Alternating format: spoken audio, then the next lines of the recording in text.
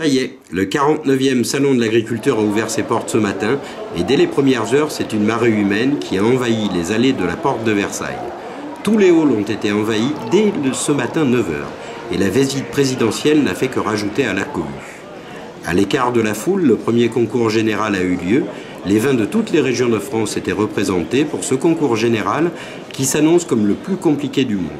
Les rouges, les blancs et les rosés ont été décortiqués, analysés et comparés par des jurés très sérieux dont certains nous sont familiers.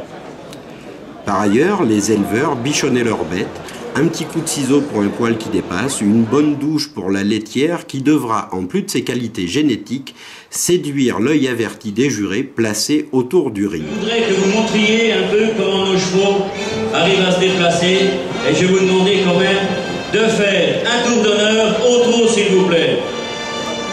Allez, et je vais demander au public de vous encourager un peu parce que je sens que l'ambiance n'est pas très chaude ce matin. Alors allez-y, nos chevaux, on les craint bien tranquillement. Faites-les trotter nos chevaux. Encouragez-les.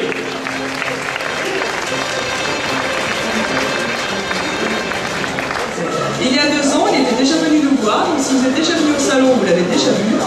Et là, c'est sa deuxième présentation pour représenter le cheval dans le monde. Figurez-vous que son propriétaire, c'est Sa Majesté Mohamed VI.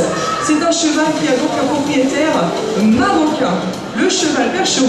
Il est présent sur les 5 continents du monde. Vous en avez donc en France, mais aussi beaucoup en Allemagne, en Angleterre.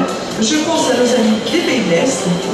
Je pense à nos éleveurs australiens, brésiliens, Afrique du Sud et aussi l'Afrique du Nord avec Cumulus. Et je pense aussi également à nos éleveurs du Japon qui utilisent le cheval percheron pour leurs courses de baleine, c'est-à-dire des courses de paris mutuels où le but du jeu ce n'est pas de courir vite avec un cheval léger, mais de tirer une traction très lourde avec un cheval puissant. Voilà. L'espace Terre du Var n'a pas fait exception. Dès les premières heures, il a été envahi par un public nombreux qui souhaitait tout savoir sur les produits varois. Le vin bien sûr, et en particulier le rosé, mais aussi le miel, le nougat varois. Même les horticulteurs ont dû répondre à de très nombreuses questions. À l'heure du déjeuner, le bar à vin du Var affichait complet, et pour preuve de qualité, quand les chefs d'autres stands font une pause, c'est chez nous qu'ils viennent se régaler.